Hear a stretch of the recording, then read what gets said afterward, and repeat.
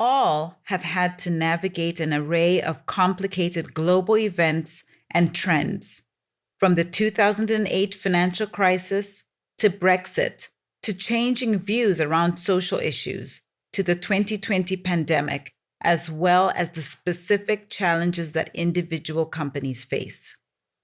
Through it all, I have seen the important role that boards play in guiding corporations.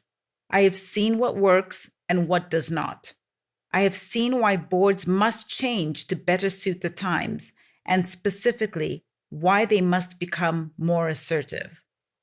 For me, more than a decade of serving on corporate boards has been an opportunity to learn about the vagaries of global business, as well as to contribute to the running of many great corporations. It is common knowledge that any corporation's survival depends on the day-to-day leadership of its senior executives. Further from the spotlight, but just as essential, the board of directors sits at the helm of a corporation, making decisions that can lead to its success or failure. An unconventional candidate. I was 39 years old when I joined the board of a large publicly traded corporation for the first time. I was a young face at the table of SAB Miller's board, but it was not just my age that set me apart. It was also my race and gender. As a young Black woman from Africa to boot, my ascent into the corporate boardroom was unconventional in many respects. Among these was the fact that I did not come through the C-suite, the traditional route and selection test for candidates to a board position. For as long as I can remember, I have been fascinated by how the disparate pieces of a jigsaw puzzle come together to form a clear, coherent picture.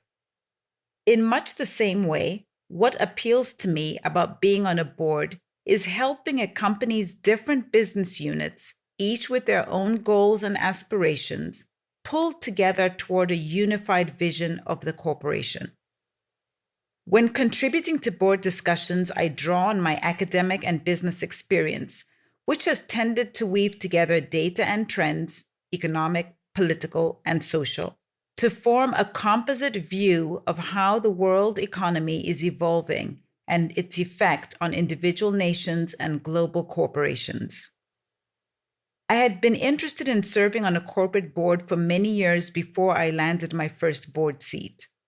I was eager to contribute my perspective to important discussions about corporate strategy, succession, and culture, and I was especially keen to help shape the future of business.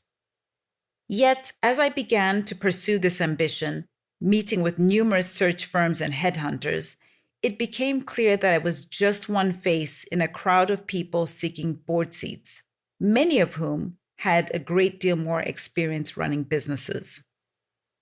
What finally set me apart was my writing.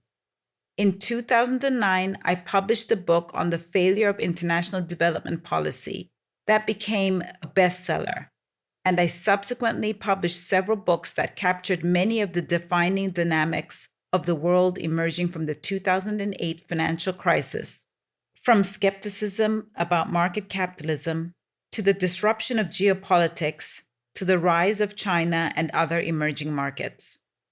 In particular, my work has analyzed a number of long-term threats to the world economy: technology and the risk of the jobless underclass, demographic shifts in the quantity and quality of the workforce, worsening income inequality, natural resource scarcity and climate change concerns, unsustainable debts, and the marked declines in global productivity.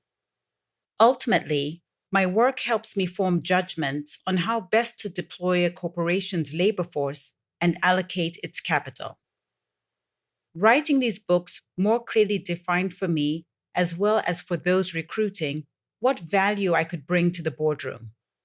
Given my background and expertise, many of the boards I initially served on had significant emerging markets footprints and international business interests.